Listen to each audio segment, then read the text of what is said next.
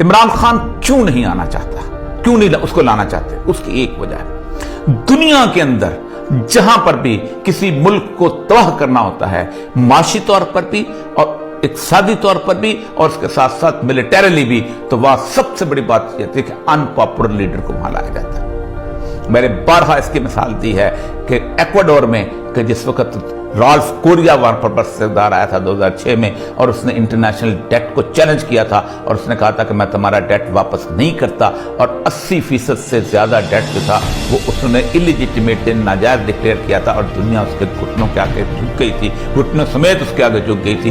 तो उस वक्त उनको अंदाजा हो गया था कि हम दुनिया में कोई पॉपुलर लीडर नहीं आने देंगे, इसलिए कि पॉपुलर लीडर जब कहता है कि मैं IMF छोड़ता हूं, पॉपुलर लीडर जब कहता है कि मैं तुम्हारी बात नहीं बांधता हूं, पॉपुलर लीडर जब कहता है कि मैं ड्रोन्स को यहां नहीं आने दूंगा, तो पूरी कौम उसके आवाज पर लपैक करती है। लेकिन जब धांधली वाला लीडर आता है, जब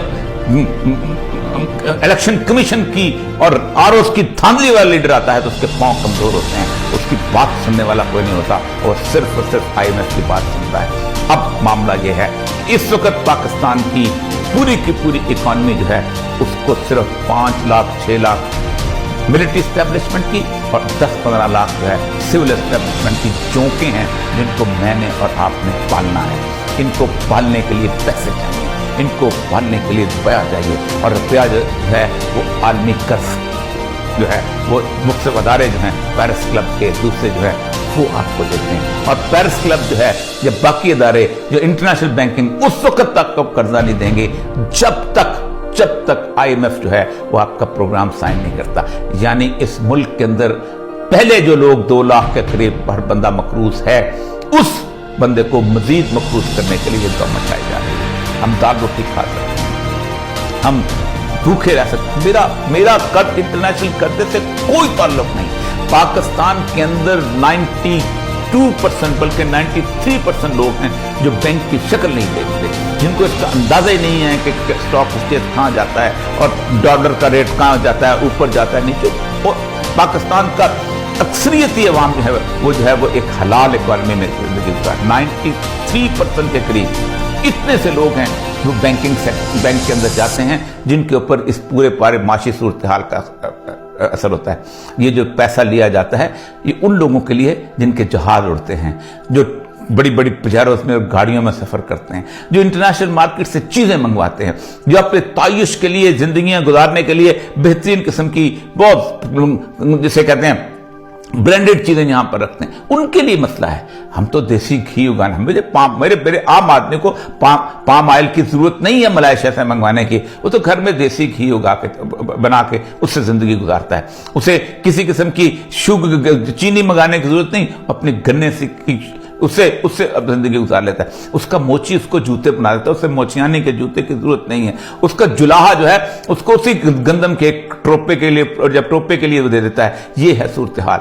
अब इस सूरत हाल के अंदर अब खुद सोचें कि इस सारे सिनेरियो के अंदर सिर्फ उन 7% लोगों के लिए हम कर्जा लेते हैं, उन 7% लोगों को हम उसकी इकॉनमी बेहतर बनाते हैं। वो पाकिस्तान के अंदर एक फैक्ट्री लगाते हैं, उसमें नाइकी के लिए जराबें बनाते हैं, उसमें YSL के लिए और शर्ट्स बनाते हैं, पोलो के लिए शर्टें बनाते हैं, और वो पाकिस्तान के गरीब मजदूर का वो खून पसीना जो है वो वहाँ बेच के वहाँ से डॉलर लेते हैं और बाहर जाके कोई कीनिया में फैक्ट्री लगा लेता है, कोई किसी और जगह। इस फैक्ट्री के लिए शहबाज शरीफ की गवर्नमेंट लाई जा रही है। इसलिए आइंदा आने वाला जो सिनेरियो है ये खासा तल्ख है।